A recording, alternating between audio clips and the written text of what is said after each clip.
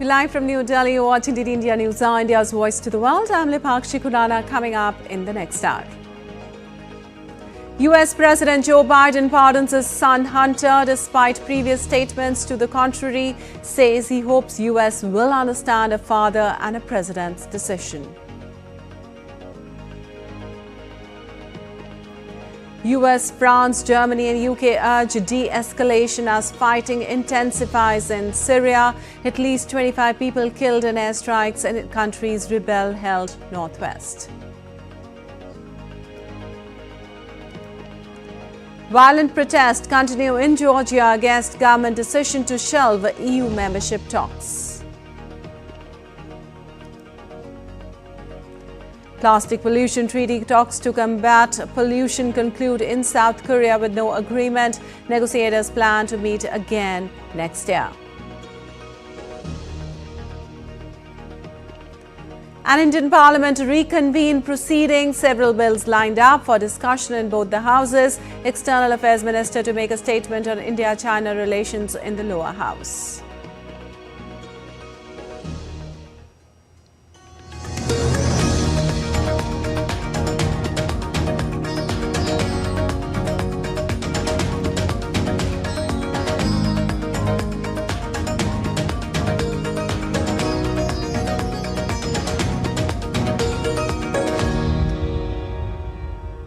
And on to the top story this hour. US President Joe Biden on Sunday issued an official pardon for his son Hunter Biden, who is facing sentencing for 2 criminal cases related to tax evasion and the purchase of a firearm. In a statement released by the White House, the US President said that Hunter Biden was being selectively and unfairly prosecuted just because he's the son of the US President. The pardon comes after Biden has repeatedly said he wouldn't intervene in his son's legal troubles. The White House press secretary said as recently as September that Biden wouldn't issue a pardon for Hunter. The statement released read a full and unconditional pardon for those offences against the United States which he has committed or may have committed or taken part in during the period from January 1, 2014 through December 1, 2024, including but not limited to all offences charged or prosecuted by Special Counsel David C. Weiss.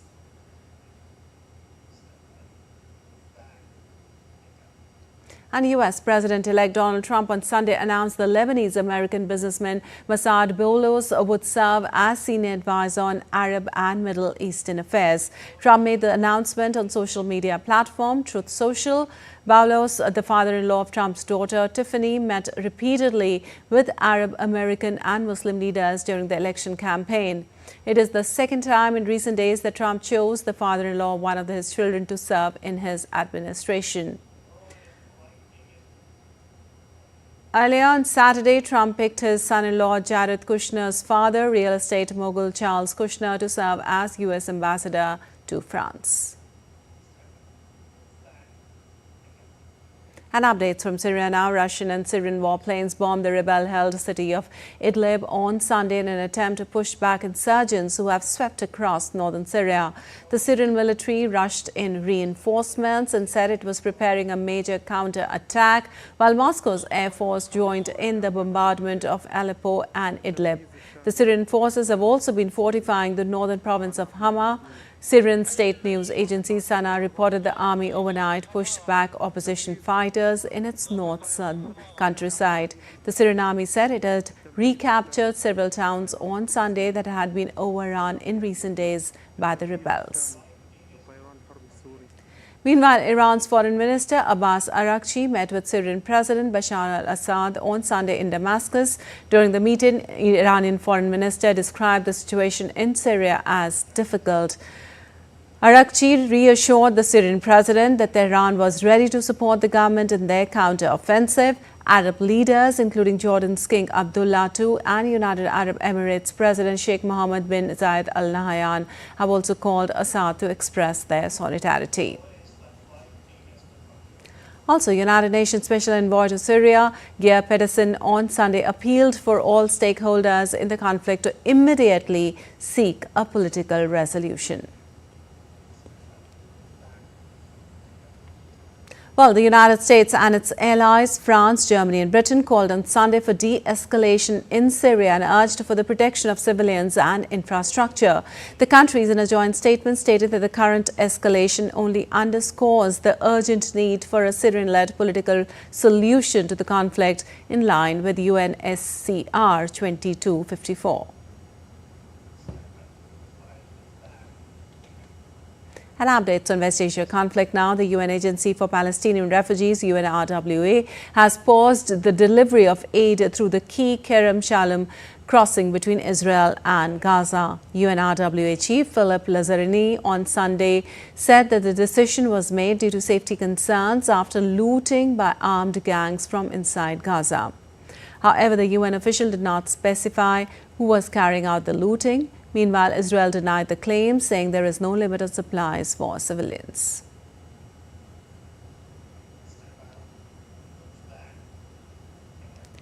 Meanwhile, Israel Defense Forces said its troops removed several threats from Hezbollah in southern Lebanon that violated the ceasefire conditions. The IDF identified and eliminated several terrorists near a church in southern Lebanon on Sunday, which it claimed was actively used by Hezbollah. Further, the military said that the eliminated terrorists were operatives in the Hezbollah Qiyam ground defense, anti-tank missile and artillery units and shot at the troops from the church, adding that in a later scan of the area, the troops located a tunnel shaft containing weapons.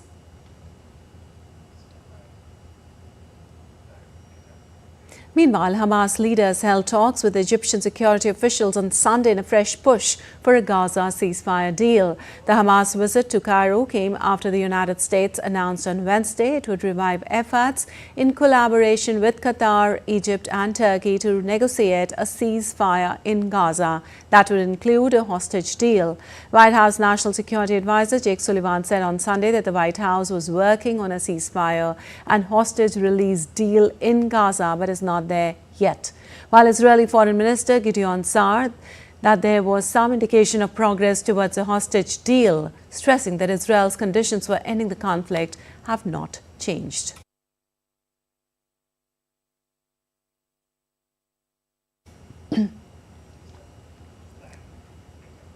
Moving on, Kuwait's Emir Sheikh Masheh Al Ahmed Al Sabah called for a ceasefire in Gaza on Sunday during the opening of the 45th session of the Gulf Cooperation Council in Kuwait. The summit follows the recent implementation of a US and France brokered ceasefire agreement between Israel and the Iran-backed Hezbollah group in Lebanon, ending their deadliest clash in years.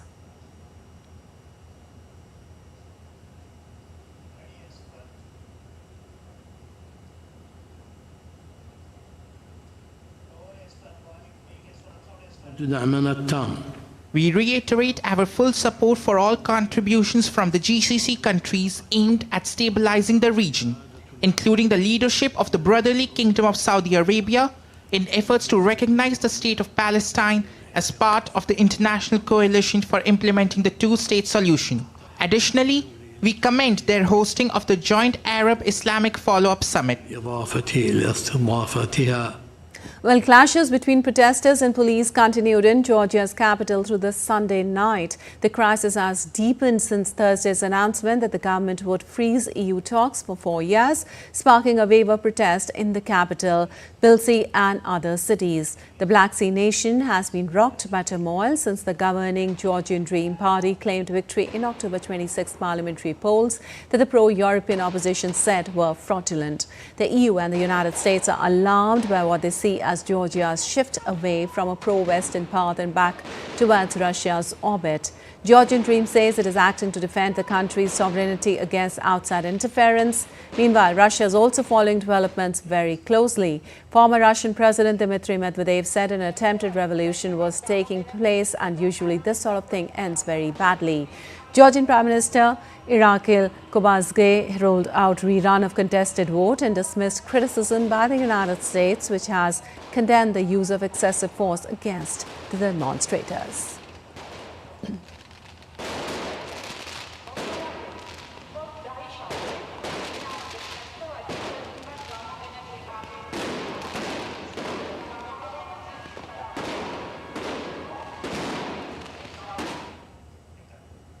And Romania's ruling leftist Social Democrats is set to win the most votes in a parliamentary election on Sunday, while the far right secured big gains, deepening uncertainty in the NATO country rocked by political chaos. The vote is the second of 3 consecutive ballots for both a new parliament and a new president. With more than 85% of ballots counted, the pro-European PSD, which has governed with the Liberals until now, was leading other parties with 23.5% of the vote. However, all the far-right parties combined stood at 30%, significantly up from the less than 10% they received in the previous vote in 2020. The parliamentary poll comes at a time of political turmoil sparked with the top court ordered a recount of the first round of Romania's November 24th presidential election. That ballot was won by Călin Georgescu, a little-known far-side admirer of Russian President Vladimir Putin. A runoff is slated for December 8th. The far-right surprise success has raised fears in the West that it could potentially herald a shift in the foreign policy of the NATO country, an EU member which borders Ukraine. Social Democrat Prime Minister Marcel Ciolacu said the country should continue on its European path.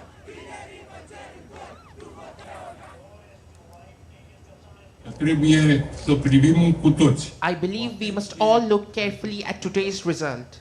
It is an important signal that Romanians have sent to the political class. In practice, let's continue to develop the country with European money, but at the same time protect our identity, national values and faith. The leader of Romania's hard-right Alliance for Uniting Romanians, George Simion, said that the political establishment had made an attack on democracy.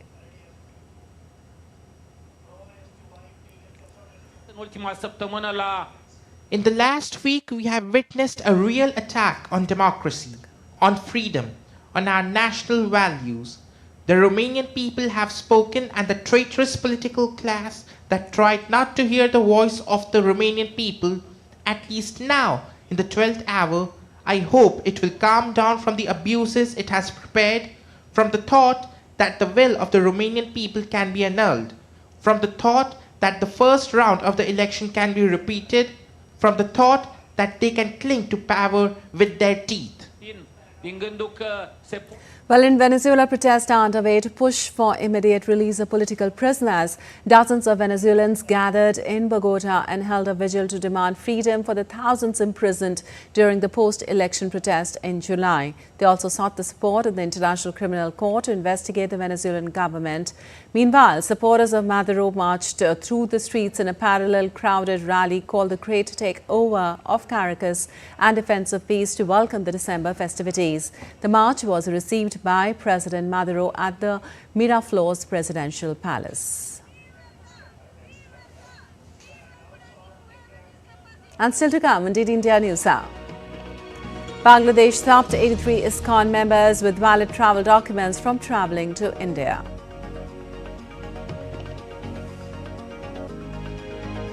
The United States faces extreme winter conditions as heavy snowfall and freezing temperatures impact several regions.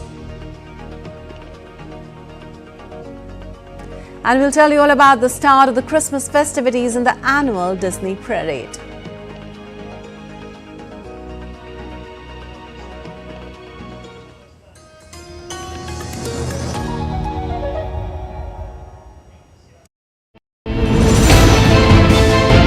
Geopolitics and trade deals. Economic challenges amid development. Hard work and the path to prosperity. It's the economy always. Between walkers, money is what money does and says. Supply creates its own demand. Between the bulls pulls and bears tears. When supply chains globalization and India rises to the podium. We'll get you centered with the Economic Brief at 8 p.m. every Thursday on DD India.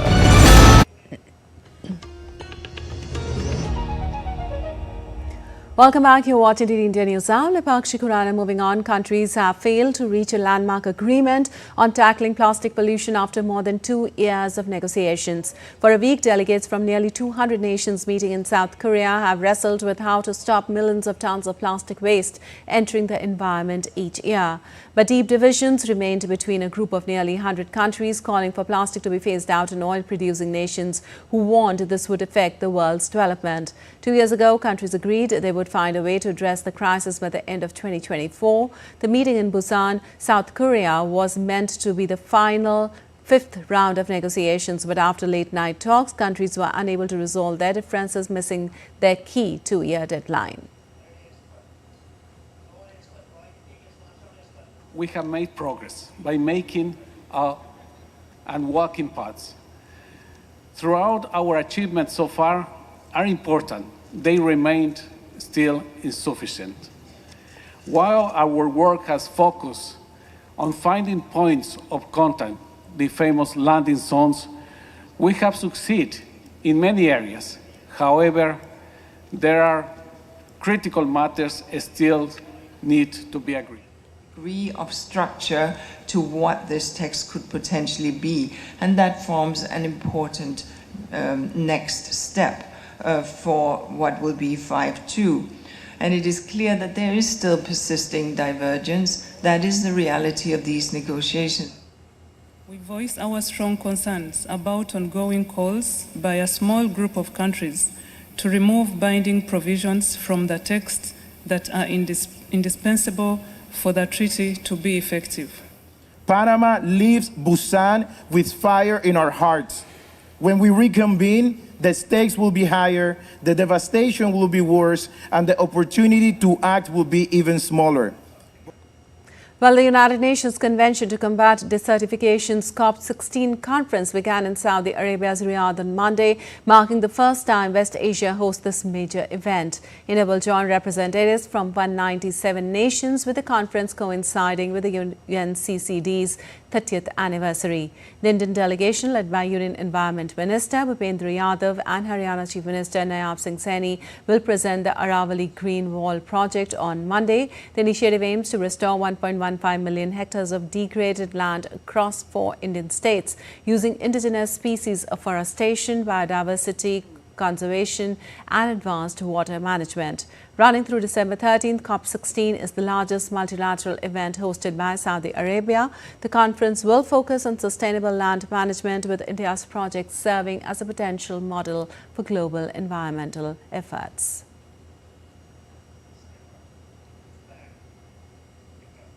And moving on, Bangladesh stopped 83 ISKCON members from travelling to India through Benapole checkpost in the last 2 days, despite them possessing valid passports and visas. Imtiaz Ehsanul Kader Bhuyan, officer in charge of the Benapole Immigration Police, confirmed that these ISKCON members from different districts of Bangladesh came to the Benapole immigration to go to India to perform religious ceremonies, and they returned them back.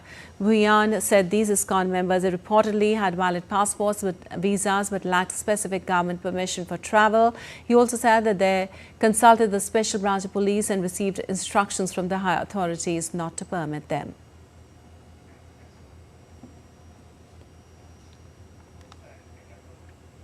Well, it's been a week of tension and turmoil in Bangladesh, where religious minorities, especially Hindus, are under growing threat. Arrests, attacks and accusations have created an atmosphere of fear, drawing global attention and sparking outrage. Here's the full story by Mihir Maikuri. Take a look.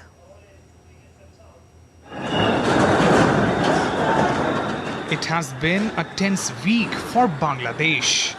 Persecution of minorities, particularly Hindus, shows no signs of abating. Those who dare to speak out are being silenced. The situation deteriorated further when Hindu priest Chinmoy Krishna Das Prabhu was arrested on November 25th on sedition charges. In a worrying development, 2 more individuals linked to ISKCON have also been detained. अभी तक बांग्लादेश में 4 ब्रह्मचारियों को गिरफ्तार किया गया है। हमारे एक ISKCON सेंटर में भी एक कल तोड़फोड़ हुई, तो ये दूसरी घटना है। एक शिवचर में मंदिर को तो बंद करा दिया था। Journalists too are facing the heat in Bangladesh. On Saturday, prominent journalist Munni Saha was arrested from Dhaka's Karwa Bazaar. She was manhandled by a mob. Following police detention, a case was filed against her. While later released under conditions, the incident has sparked widespread concern over freedom of press. Transport Minister of India's northeastern state of Tripura, Sushanta Chaudhary, alleged that a bus travelling from Agartala to Kolkata was attacked in Bangladesh. Chief Minister Manik Saha expressed deep concern over the incident.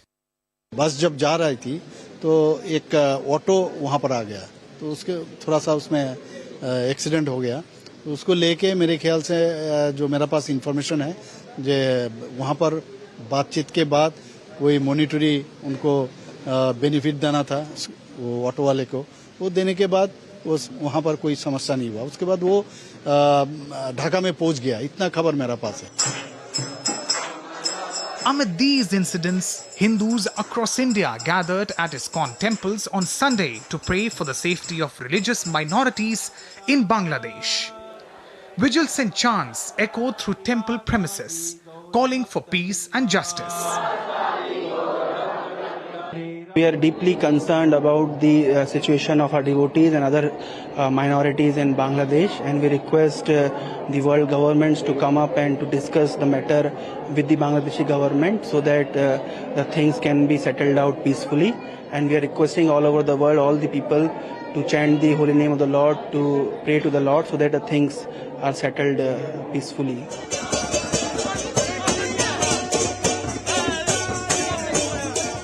India too has expressed its deep concern over the escalating violence against minorities in Bangladesh. New Delhi has urged Bangladesh's interim administration to take concrete steps to protect its minorities.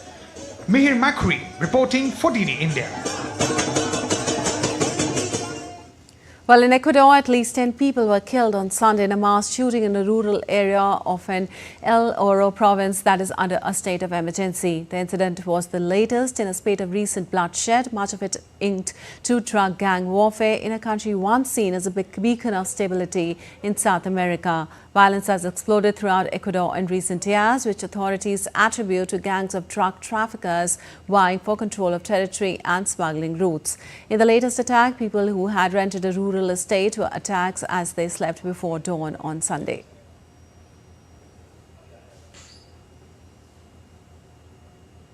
El Oro is one of the 6 provinces in Ecuador that are under a state of emergency as police try to cope with soaring gang violence.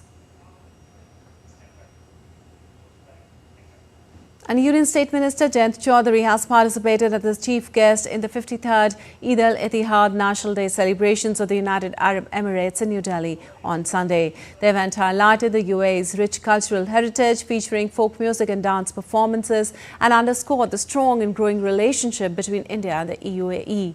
During the event, UAE Ambassador to India, Abdul Nasir Al-Shali, expressed his appreciation for the importance of the relationship between India and the UAE, stressing the value of people-to-people conditions. Union Minister Chaudhary highlighted the deep historical and cultural connections between India and the UAE. The event highlighted a promising future for the enduring relationship between both the countries.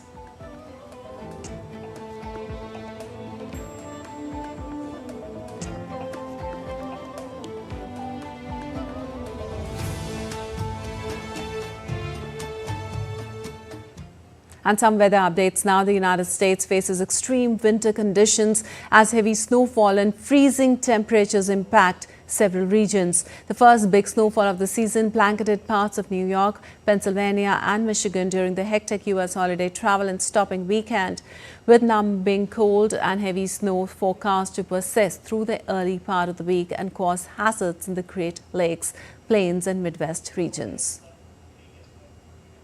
The snowstorm led to an emergency declaration in parts of New York and a disaster declaration in Pennsylvania, with officials warning of dangerous conditions for Thanksgiving travelers returning home. A blast of Arctic air brought bitter temperatures of 10 to 20 degrees Fahrenheit below average to the northern plains, prompting cold advisories for part of North Dakota.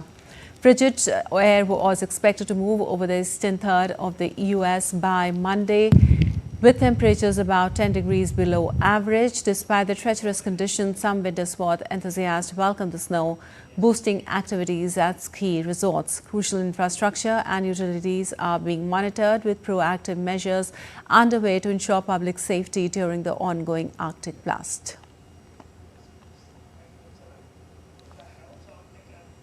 And now let's take a look at other stories making news around the world today. Several dozen lemurs and tortoises native to Madagascar trafficked to Thailand returning home on Sunday. After quarantine and veterinary checks, they will be released into their natural habitats. Saudi Arabia launched the first phase of the Riyadh Metro project for the public on Sunday. As part of the Saudi Vision 2030, the Riyadh Metro aims to enhance daily travel and quality of life by covering 176 kilometers with 6 lines and 85 stations.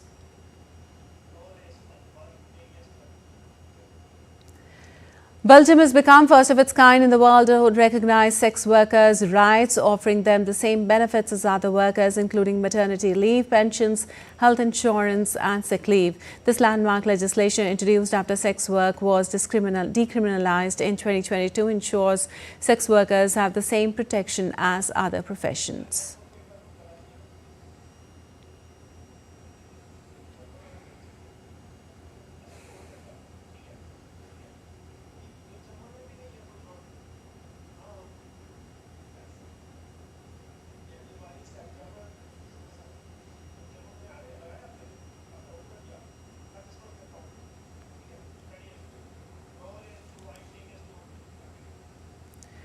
Well, Walt Disney heroes Mickey Mouse, Buzz Lightyear and Spider-Man hovered over Chile's capital, Santiago, to kick off the Christmas season. The annual Disney parade is a huge pull for children who line the streets for a glimpse of their favorite characters. This year marks the 13th edition of the festivity, which paid tribute to the 4 elements of nature: fire, water, earth and air.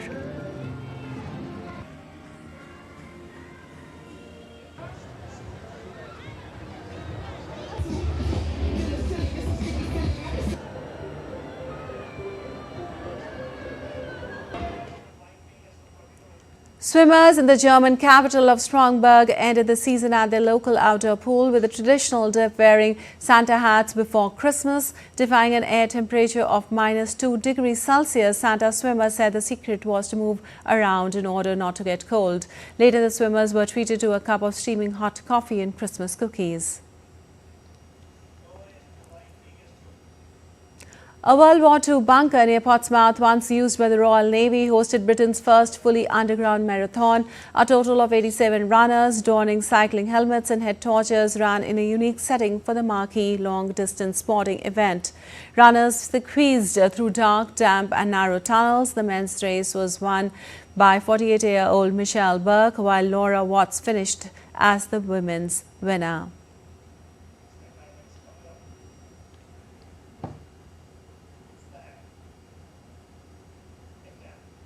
And still to come on DD India News Hour. India's Prime Minister Modi gives away President's Police Medals for distinguished service.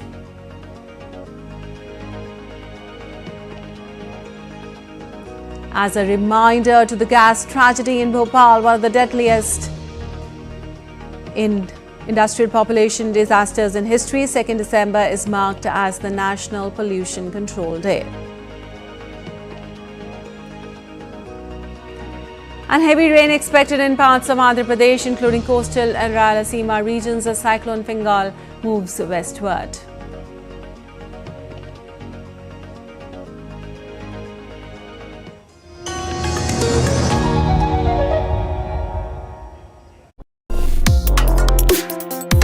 Complex issues, hidden agendas, twists and turns, strategic games. We think all dots are linked. We just need to connect them. Join me every week as I connect the dots to unravel hidden designs in statecraft, mysteries, and decode issues that matter to you. Watch Connecting the Dots with me at these times on DD India.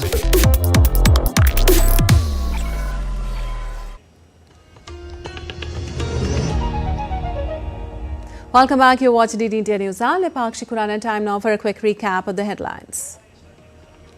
US President Joe Biden pardons his son Hunter despite previous statements to the contrary, says he hopes US will understand a father and a president's decision. US, France, Germany and UK urge de-escalation as fighting intensifies in Syria. At least 25 people killed in airstrikes in countries rebel-held northwest. Violent protests continue in Georgia against government decision to shelve EU membership talks. And plastic pollution treaty talks to combat pollution conclude in South Korea with no agreement. Negotiators plan to meet again next year. And Indian Parliament reconvened proceedings. Several bills lined up for discussion in both houses. External Affairs Minister to make a statement on India-China relations in the lower house. And moving on, Indian Parliament will reconvene proceedings on Monday with several important bills lined up for discussion in both the houses. Key bills including Banking Laws Amendment Bill 2024, the Railways Amendment Bill 2024 will be taken up for consideration and passing in the lower house, while the Coastal Shipping Bill 2024 will be introduced in the House. External Affairs Minister Dr. S. Jaishankar will make a statement regarding the recent developments in India's relations with China. In the upper house, the Oil Fields Regulation and Development Amendment Bill 2024 and the Bharatiya Vayuyan Vidhayak 2024 are listed for consideration and passing. And DD India's Vishal Baristo joins us from New Delhi for more on this. Well, Vishal, what all is lined up for the Parliament today as it reconvenes?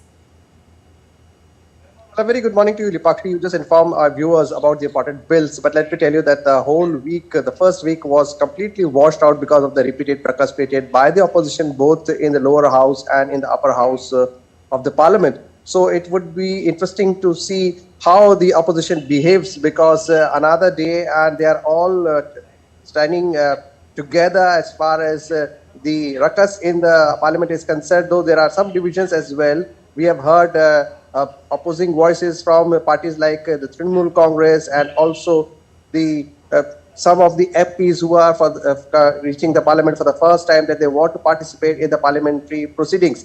But all eyes would be focused on the statement to be made by the Minister for External Affairs, Dr. S. Jaishankar. Let me tell you and also inform our viewers that on Friday, he had tabled his reply as to what has been the impact of a BRICS meeting between Indian Prime Minister Narendra Modi and Chinese President Xi Jinping. And in his reply, the External Affairs Minister had made it very clear that there have been some very important agreements apart from the disengagement in the eastern Ladakh areas of Doklam and Demchok.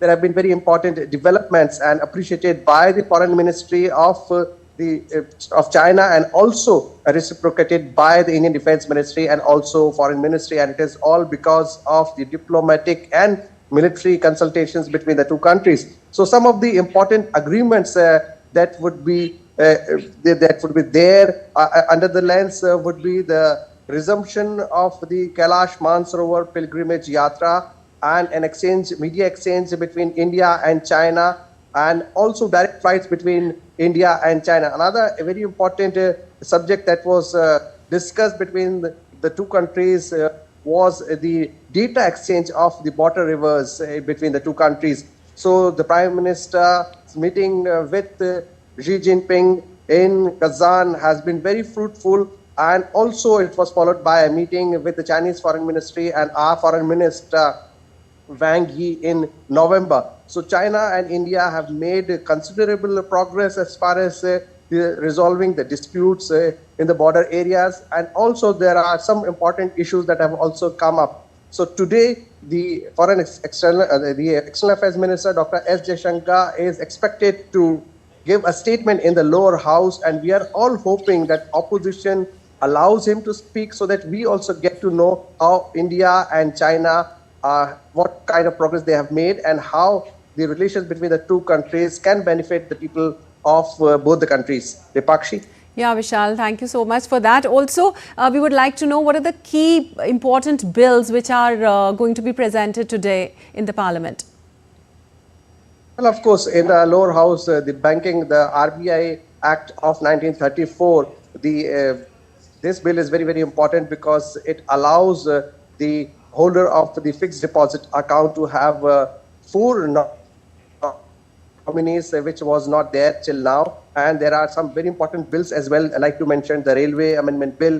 And then you have the Vimanan Vidhek, which means the aviation bill that would come up for discussion and passage in the upper house. This would give a better streamline for the management of the aviation industry. We saw how the climate change and how the changes in the weather affected the flyers across the country. They were stranded and there was no proper reply from the airlines. So this bill is also very important that would come up for discussion in the upper house. Dipakshi? All right, Vishal, thank you so much for all those details about today's Parliament proceedings. And moving on, India's Prime Minister Narendra Modi attended the 59th All India Conference of Director Generals and Inspector Generals of Police at Bhubaneswar on November 30th and December 1st, 2024. In the valedictory session, PM gave away President's Police Medals for distinguished service to officers of the Intelligence Bureau. In his concluding address, PM noted that wide-ranging discussions had been held during the conference on national and international dimensions of security challenges and expressed satisfaction on the counter strategies which had emerged from the discussion. PM Modi also expressed concern on the potential threats generated on account of digital frauds, cyber crimes and AI technology, particularly the potential of deep fake to disrupt social and familial relations. As a countermeasure, he called upon the police leadership to convert the challenge into an opportunity by harnessing India's double AI power of artificial intelligence and aspirational India. And the India-Malaysia Joint Military Drill Harimau Shakti 2024 will begin in Bentong Camp in Kuala Lumpur. The bilateral military exercise is themed around the motto, "Two Nations, One Mission, Ensuring Global Peace." The 14-day-long exercise aims to improve defense cooperation between the Indian Army and the Malaysian Army and foster stronger bilateral relations between the two nations. This initiative underscores the commitment of both nations to global peacekeeping and security efforts.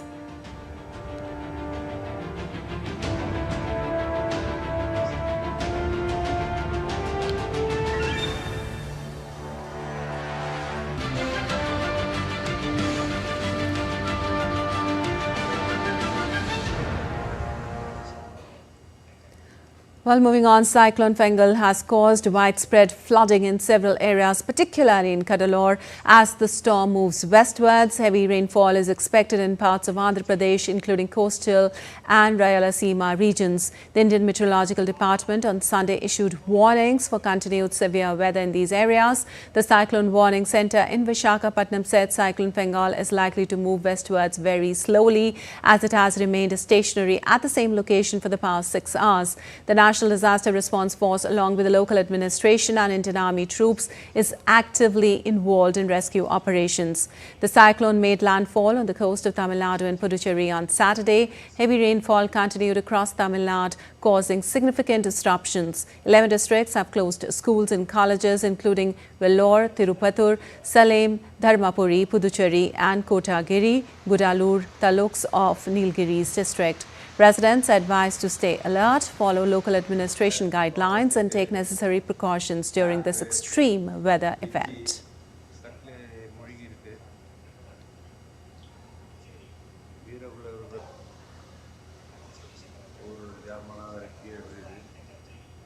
And for more, we have Anbarasan Ilango joining us from Puducherry. Well, extreme weather conditions there, Anbarasan. What is the current status of the weather?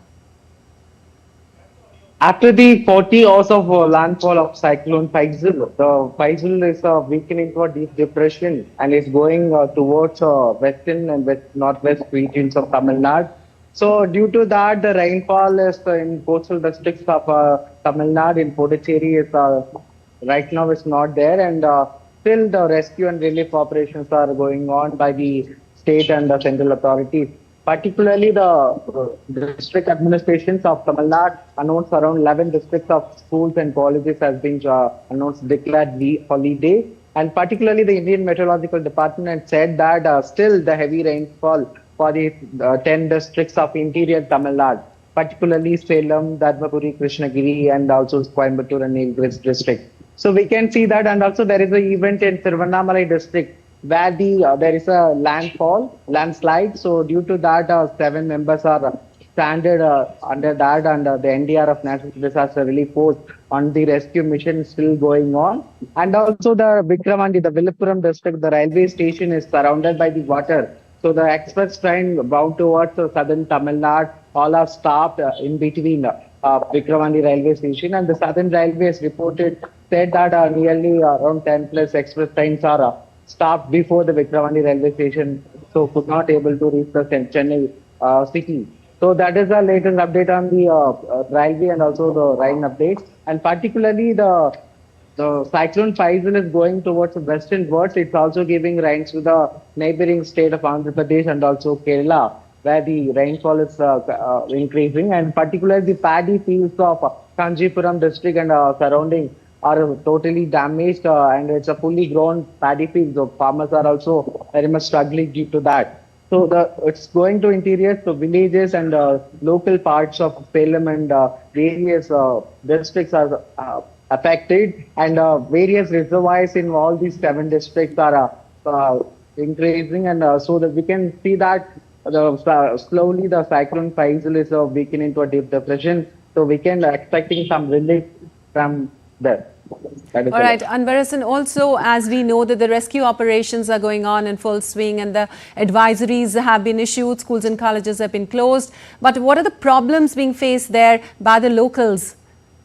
Particularly the electricity, actually, the state, the Puducherry Union Territory is still not, most of the part electricity is not resumed, as the state authorities are saying that some kind of substations are still in waterlogged.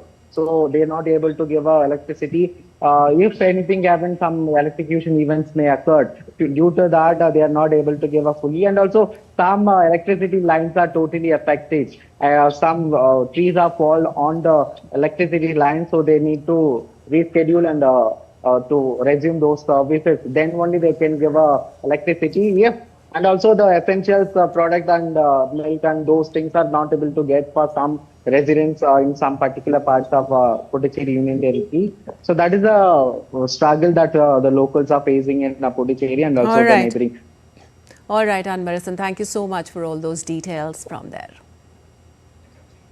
And moving on, 40 years have passed since the Bhopal gas tragedy, the world's biggest industrial tragedy, which took place in Madhya Pradesh's capital Bhopal on the night of 2nd and 3rd December 1984. Thousands of residents of Bhopal died in this tragedy.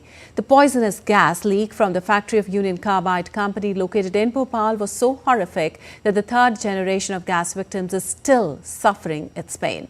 This gas tragedy in Bhopal was one of the deadliest industrial pollution disasters in history, and this is why National Pollution Control Day is celebrated on the 2nd of December. Take a look.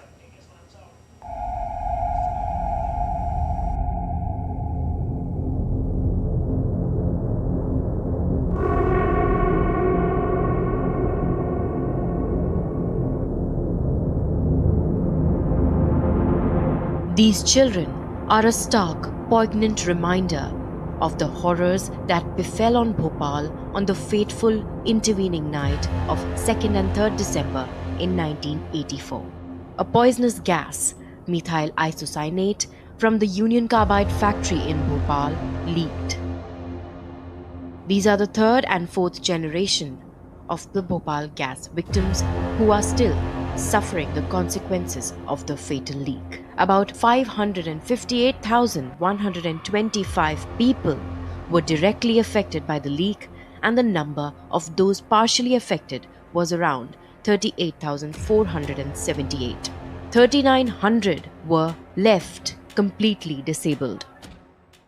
भयावह मंजर था कि road पे लाशें पड़ी हुई थी, मवेशी पड़े हुए थे। आप सोचिए क्या स्थिति होगी। तो ये गैस पीड़ितों की अब तीसरी पीढ़ी है जो इस दंश को झेल रही है, और पुरानी पीढ़ी में तो गंभीर बीमारियां किडनी है और तमाम तरह की गंभीर बीमारियां हो ही रही हैं। The Modi government has linked the Bhopal gas victims and their children with the Ayushman scheme.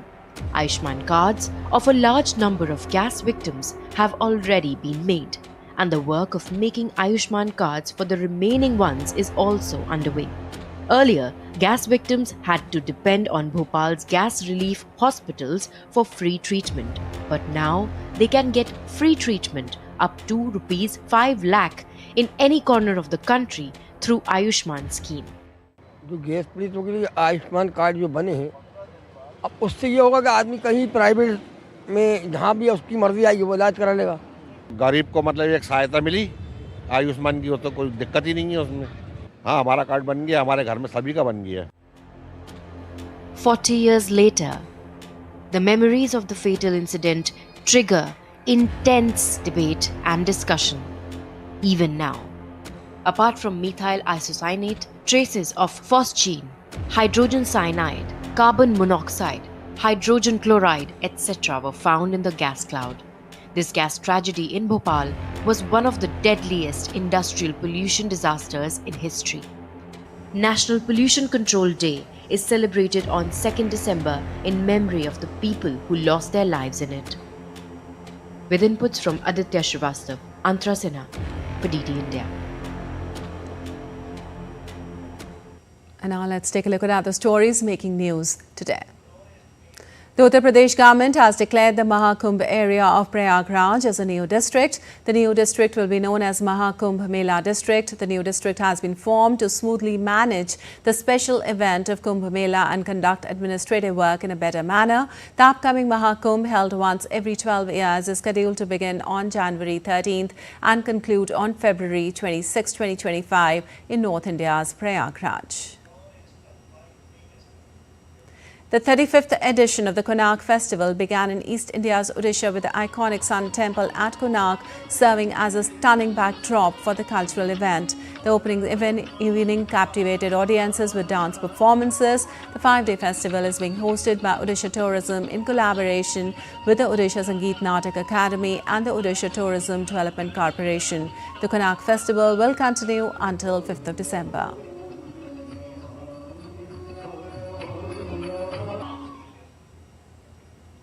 The 14th International Sand Art Festival began in Odisha's Chandrabhaga Beach, featuring 129 celebrated sand artists, including 8 international participants from the UK, Mexico, Germany, Japan, Russia, Portugal, Spain and Sri Lanka. The festival highlighted this year's thematic masterpieces alongside contributions from national artists representing Odisha and 7 other Indian states. A total of 35 sand art creations were made on the themes of women empowerment, Uriya, Ashmita and World Heritage and Monuments.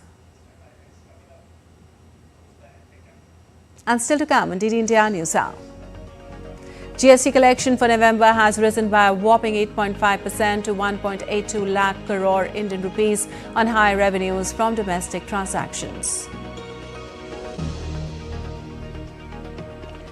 Overshadowed by slumping sales, Stellantis CEO Carlos Tavares resigns abruptly, company to be run by interim executive committee. And we'll also show you the huge gathering of Santas in Berlin's Brandenburg Gate ahead of their big night on Christmas Eve.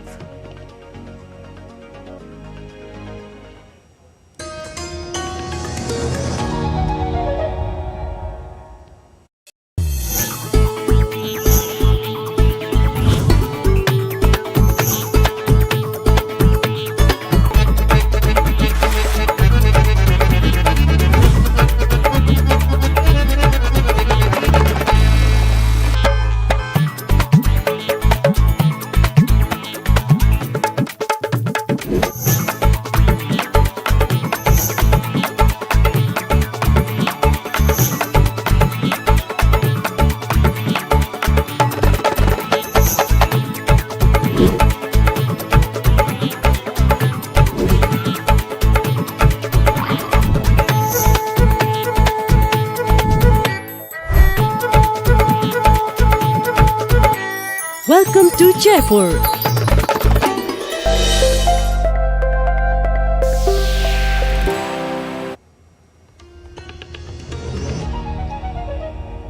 Welcome back. You're watching DD India News. I'm Lipakshi Khuranan. On to some business news now. There is some good news as far as goods and services tax GST collection is concerned. The GST collection for November has risen by 8.5% to 1.82 lakh crore Indian rupees. As per the data released today, refunds issued during November total 19,259 crore Indian rupees. After accounting for refunds, net GST collection rose 11% to 1.63 lakh crore Indian rupees. The central GST collection stood at 34,141 crore Indian rupees, state GST at 43,047 crore Indian rupees, integrated IGST at 91,828 crore Indian rupees and cess at 13,253 crore Indian rupees.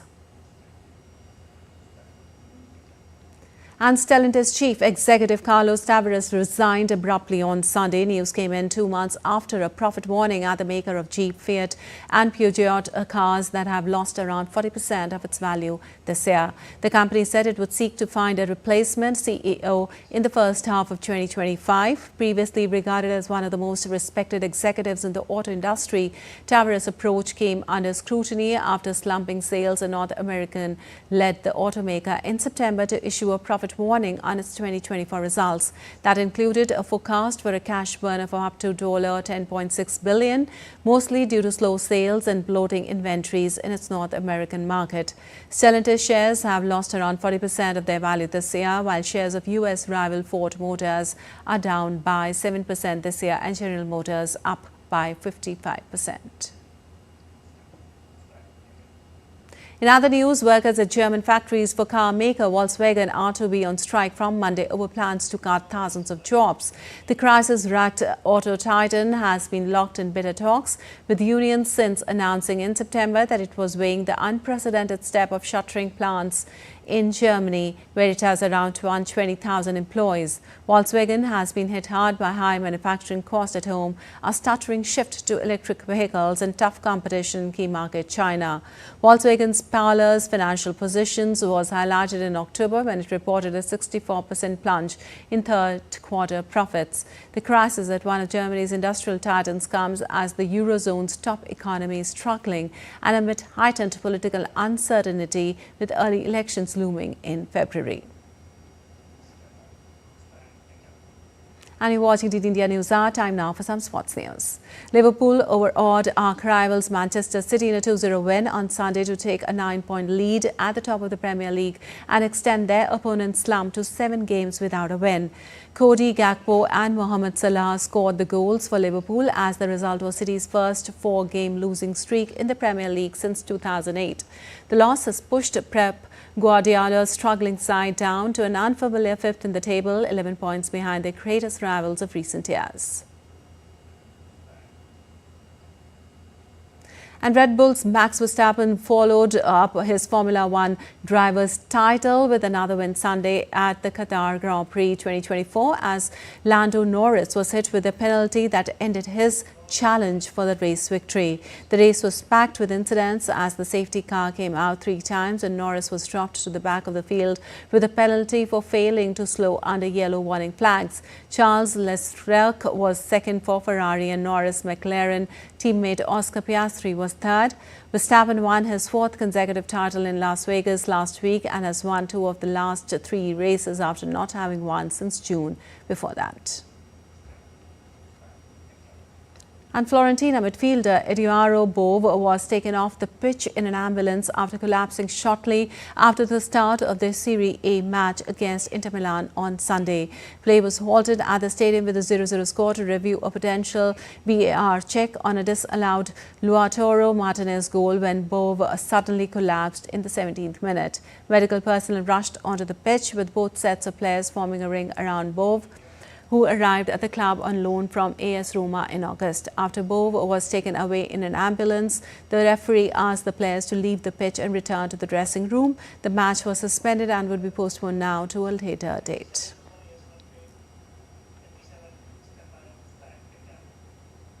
And India registered an astounding 8-1 win against Korea in the last Pool A match of the Men's Junior Asia Cup in Muscat on Sunday. Arajit Singh Hundal, Arshdeep Singh, Gurjot Singh, Roshan Kujur and Rohit found the back of the net in the game for India. Meanwhile, Tahiyan Kim scored the only goal for Korea.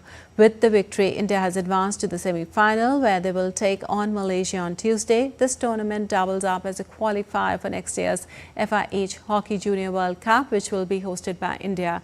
It has been the most successful team in Junior Asia Cup history with 4 titles.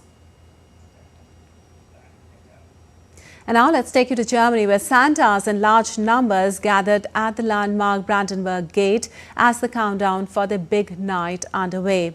Germans traditionally celebrate Christmas on December 24th, and the Berlin Santa headquarters has provided rental Santas for the past 20 years. Families can book a Santa who visits the home to hand out Christmas presents for the children.